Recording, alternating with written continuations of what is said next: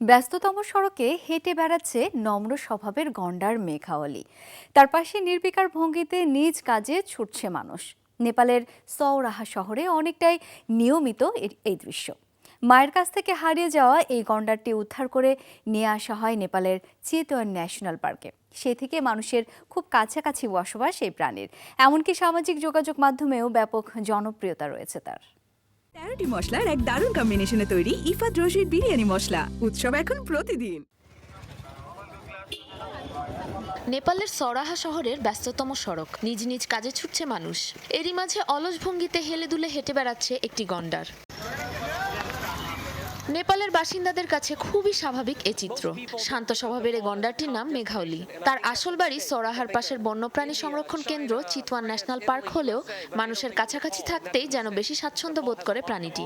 প্রায় 8 বছর আগে নেপালের এক বন্যায় মায়ের থেকে আলাদা হয়ে যায় মেঘাওলি। এরপর তাকে উদ্ধার করে আনা হয় চিতওয়ানে।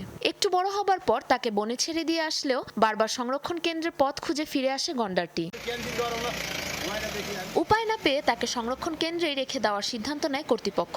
মানুষের মাঝে থাকতে থাকতে একসময় লোকালয়ে ঘোরাফেরা শুরু করে গন্ডারটি। হেঁটে বেড়ায় সরাহার অলিতে গলিতে। বিশাল আকৃতির দেহ হলেও খুবই নরম স্বভাবের এই প্রাণীটি।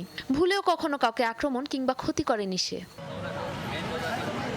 শান্ত মেঘাওলির নামে সামাজিক যোগাযোগ মাধ্যমে রয়েছে অ্যাকাউন্ট। বর্তমানে তার ফলোয়ার ছাড়িয়েছে 10 লাখেরও বেশি। সম্প্রতি নেট দুনিয়ায় তোলপাড় তুলে তার বিয়ে বাড়িতে হানা দেওয়ার একটি ভিডিও। চিতওয়ানের পাশেই একটি বিয়ের অনুষ্ঠানে ঢুকে পড়ে সে। তবে তাকে দেখে মোটেও বিচলিত হয়নি অতিথিরা। অন্যদিকে মানুষের ভিড় এড়িয়ে বেশ নিরিবিলিভাবেই হেঁটে বিয়ের অনুষ্ঠান উপভোগ করতে দেখা যায় তাকে। বর্তমানে চিতওয়ান ন্যাশনাল পার্কে রয়েছে 700-র বেশি গন্ডার। দুর্ঘটনায় আহত কিংবা একাকী গন্ডার শাবক উদ্ধার করে এই অভয়ারণ্যে নিয়ে আসে কর্তৃপক্ষ।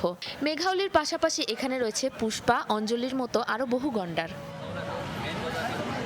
সাবরিনা নুসরাত, যমুনা নিউজ।